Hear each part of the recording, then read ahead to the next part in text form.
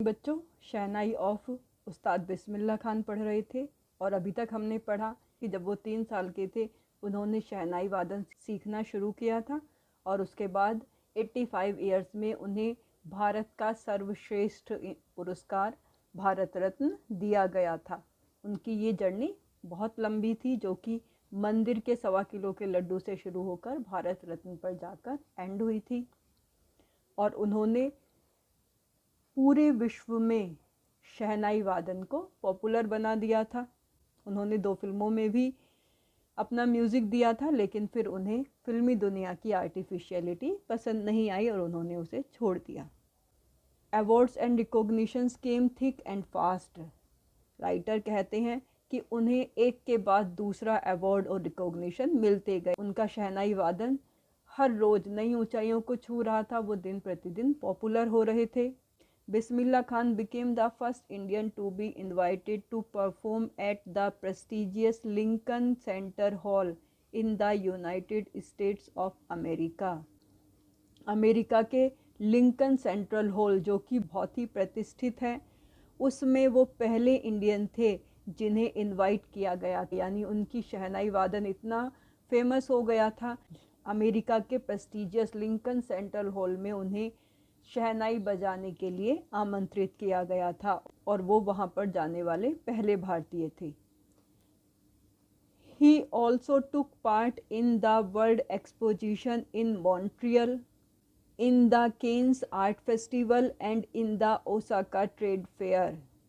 उन्होंने मॉन्ट्रियल के world exposition में, विश्व प्रदर्शनी में भी भाग लिया। मॉन्ट्रियल कनाडा का एक बहुत बड़ा शहर है जहाँ की एक्सपोजिशन वर्ल्ड फेमस है। केन्स आर्ट फेस्टिवल में भी, केन्स फ्रांस का एक बहुत बड़ा शहर है और केन्स आर्ट फेस्टिवल एक ऐसा फेस्टिवल है जिसमें दुनिया की जानी मानी सेलिब्रिटी पार्ट लेती हैं। और Osaka trade fair, Osaka Japan का शहर है। तो इस तरह देश में ही नहीं विदेश में भी उनका नाम हो रहा था। चाहे अमेरिका हो, चाहे कनाडा हो, जापान हो, फ्रांस हो, हर देश के जो भी बड़ा ओकेज़न होता था उसमें उन्हें शहनाई बजाने के लिए बुलाया जाता था। यानी कि विदेशों में भी वो भारत का नाम रोशन कर रहे थे। So well known did he become internationally that an auditorium in Tehran was named after him. वो पूरे इंटरनेशनली यानी कि अंतर्राष्ट्रीय रूप से वो इतने फेमस हो गए थे कि तेहरान में एक ऑडिटोरियम बनाया गया। ऑडिटोरियम यानी सभागार, और उस ऑडिटोरियम का नाम उस्ताद बिस्मिल्लाह खान के नाम के ऊपर रखा गया। तहर मौसीक उस्ताद बिस्मिल्लाह खान। तो ये उनके लिए बहुत बड़ा सम्मान था कि दूसरे देश के किसी ऑडिटोरियम का नाम उनके नाम पर पड़ा है। National awards like Padma Shri, Padma Bhushan and the Padma Vibhushan were conferred on him. जो भी राष्ट्रीय पुरस्कार थे, चाहे वो पद्म श्री हो, पद्म भूषण या पद्म विभूषण, वो सब उन्हें प्रदान किए गए। In 2001, Ustad Bismillah Khan was awarded India's highest civilian award. 2001 में उस्ताद बिस्मिल्लाह खान को भारत का सर्वश्रेष्ठ नागरिक अवार्ड मिला, जो कि भारत रत्न था, the Bharat Ratna. With the coveted award resting on his chest and his eyes glinting with rare happiness, he said. इस अवार्ड को कोवेटेड अवार्ड क्यों कहा जाता है? क्योंकि हर किसी की एक इच्छा होती है भारत रत्न प्राप्त करने की। भारत रत्न सिर्फ उन्हीं को मिलता है जो उस फील्ड के सर्वश्रेष्ठ होते हैं। इसलिए ये एक कोवेटेड अवार्ड था और जब ये उनको पहनाया गया, उनकी चेस्ट पर ये आया, His eyes glinting with rare happiness, उनकी आंखें एक दुर्लभ खुशी से चमक उठी। यानी ऐसी खुशी कभी महसूस नहीं की होगी उन्होंने जितनी कि उस समय महसूस कर रहे थे जब उन्हें भारत रत्न दिया गया था।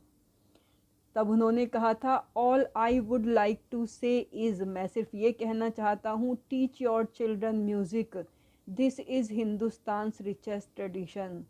अपने बच्चों को संगीत सिखाइए क्योंकि ये हिंदुस्तान की सबसे रिच ट्रेडिशन है। Even the west is now coming to learn our music. अब तो पश्चिमी देश भी हमारा संगीत सीखने के लिए आ रहे हैं। यानी हमारे देश के जो संगीत है ये उसकी सबसे रिच परंपरा है, इसे ख़त्म नहीं होना चाहिए, हमें अपने बच्चों को म्यूज़िक सिखाना चाहिए। In spite of having traveled all over the world, Khan Saab, as he is fondly called, is exceedingly fond of Banaras and Dumrao, and they remain for him the most wonderful towns of the world. Writer कहते हैं कि उन्हें खान साहब के नाम से पुकारा जाता था, और हालांकि उन्होंने पूरे दुनिया का ट्रैवल किया था, लेकिन वो बनारस और डुमराव से बहुत ज़्यादा लगाव रखते थे। ये दोनों शहर उन्हें बहुत पसंद थे और वो हमेशा उनके लिए फेवरेट ही रहे, और वो दोनों हमेशा दुनिया के सबसे वंडरफुल टाउन रहे उस्ताद बिस्मिल्लाह खान के लिए। यानी चाहे वो जापान में जाएं, अमेरिका में जाएं, इंग्लैंड कहीं भी जाएं, उनके लिए सबसे अच्छे जो शहर थे वो बनारस और डुमराव ही थे, जहाँ पर उनका बचपन बीता था। A student of his once wanted him to head a shehnai school in the USA। एक बार उनके एक स्टूडेंट चाहता था कि वो अमेरिका में एक शहनाई स्कूल के हेड बन जाएं।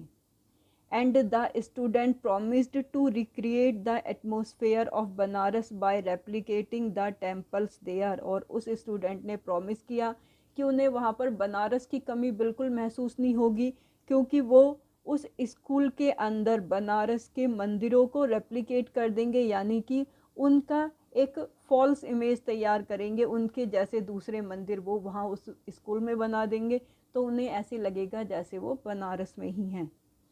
तो बनारस का एटमॉस्फेयर भी देने को तैयार थे वो, बस उस्ताद बिस्मिल्लाह खान मान जाएं उस स्कूल के हेड बनने के लिए। But Khan Sahab asked him if he would be able to transport river Ganga as well. लेकिन खान साहब ने उससे पूछा क्या वो गंगा नदी को भी वहाँ पर ले जाएंगे।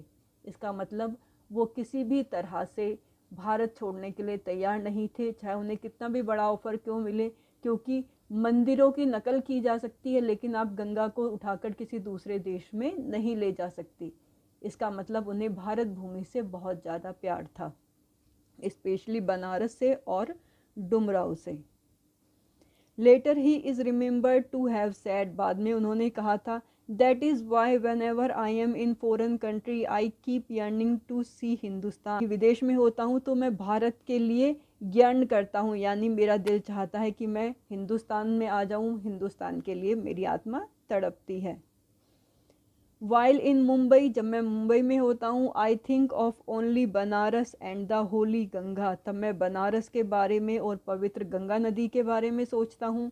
यानी जब विदेश में जाते हैं तो अपने देश में आने की इच्छा होती है, और जब अपने देश के ही एक शहर मुंबई में होते हैं तो उनकी इच्छा होती है वो बनारस में आएँ और वो गंगा नदी के किनारे आएँ। एंड वाइल इन बनारस, और जब बनारस में होते हैं, आई मिस द यूनिक मट्ठा ऑफ डुमराव, तो मैं डुमराव का जो यूनिक मट्ठा है उसे मिस करता हूँ, यानी उस समय मुझे डुमराव की याद आती है। यहाँ पर एक छोटा सा इंटरव्यू है। Shekhar Gupta, when partition happened did not you and your family think of moving to Pakistan. जब भारत और पाकिस्तान के बीच में बंटवारा हुआ था तो क्या आपने और आपके परिवार ने पाकिस्तान जाने के बारे में नहीं सोचा। बिस्मिल्लाह खान का जवाब था, गॉड फॉरबिड मी, भगवान मुझे माफ़ करे, लीव बनारस क्वेश्चन मार्क, यानी बनारस छोड़ना, ये तो उनकी लाइफ का क्वेश्चन मार्क था, यानी वो कभी भी बनारस छोड़ने के बारे में नहीं सोच सकते थे, नेवर, कभी भी नहीं। I went to Pakistan once, मैं एक बार पाकिस्तान गया था। I cross the border just to say I have been to Pakistan, मैंने बॉर्डर क्रॉस किया ये कहने के लिए कि मैं पाकिस्तान हो आया हूँ, यानी उन्हें पाकिस्तान में जाकर रहना नहीं था, सिर्फ बॉर्डर क्रॉस किया था। I was there for about an hour, मैं 1 घंटे तक वहाँ रहा। I said namaskar to the Pakistanis, मैंने पाकिस्तानियों से नमस्कार कहा। And salaam alaikum to the Indians, और इंडियंस से सलाम अलैकुम कहा। I had a good laugh, और मुझे बहुत हंसी आई, यानी उससे ज़्यादा वो पाकिस्तान में नहीं रुक पाए। Ustad Bismillah Khan's life is a perfect example of the rich cultural heritage of India. Ustad Bismillah Khan की लाइफ भारत की जो कल्चरल हेरिटेज है, जो सांस्कृतिक विरासत है, जो कि बहुत रिच है, बहुत अमीर है, उसका परफेक्ट एग्जाम्पल है। One that effortlessly accept that a devout Muslim like him can very naturally play the shehnai every morning at the Kashi Vishwanath temple. कोई भी बिना एफर्ट के ये एक्सेप्ट करता है, यानी कि इस बात को मानता है कि उनके जैसा एक डिवाउट मुस्लिम, डिवाउट का मतलब होता है धार्मिक, यानी वो मुस्लिम धर्म को मानने वाले थे, बहुत धार्मिक थे, लेकिन वो हर सुबह काशी विश्वनाथ टेम्पल में शहनाई प्ले कर सकते थे। यानी उन्हें इस बात से कोई दिक्कत नहीं थी कि उनका धर्म मुस्लिम है तो वो मंदिर में नहीं जाएंगे, क्योंकि धर्म उनके लिए सिर्फ एक पूजा करने का तरीका अलग अलग था, बाकी वो अपने आप को हिंदुस्तानी मानते थे। हिंदुस्तान की संस्कृति और परंपराओं से उन्हें बहुत प्यार था और उन्हें कोई आपत्ति नहीं थी, और वो बड़ी खुशी से काशी विश्वनाथ टेम्पल में हर सुबह शहनाई प्ले कर सकते थे। तो इस तरह से वो एक परफेक्ट एग्जाम्पल थे भारतीय परंपरा के। Ustad Bismillah Khan passed away on 21 August 2006 at the age of 90 after a prolonged illness. Ustad Bismillah Khan का देहांत 21 अगस्त 2006 को हुआ था, जब वो 90 साल के थे और काफ़ी लंबी बीमारी के बाद उनका देहांत हुआ था। He was given A state funeral, उन्हें स्टेट फ्यूनरल दिया गया, यानी उनका अंतिम संस्कार पूरे मान सम्मान के साथ किया गया। And the government of India declared 1 day of national morning, Bharat सरकार ने एक दिन के राष्ट्रीय शोक की घोषणा की। और ये सिर्फ तभी किया जाता है जब कोई बहुत ज़्यादा इम्पोर्टेंट पर्सनैलिटी होती है, तो भारत सरकार की ये घोषणा बताती है कि वो भारत के लिए कितनी बड़ी फिगर थे। भारत को उन पर हमेशा गर्व था, गर्व है, और हमेशा हम सब उन पर गर्व करते रहेंगे। यहीं पर ये चैप्टर एंड होता है।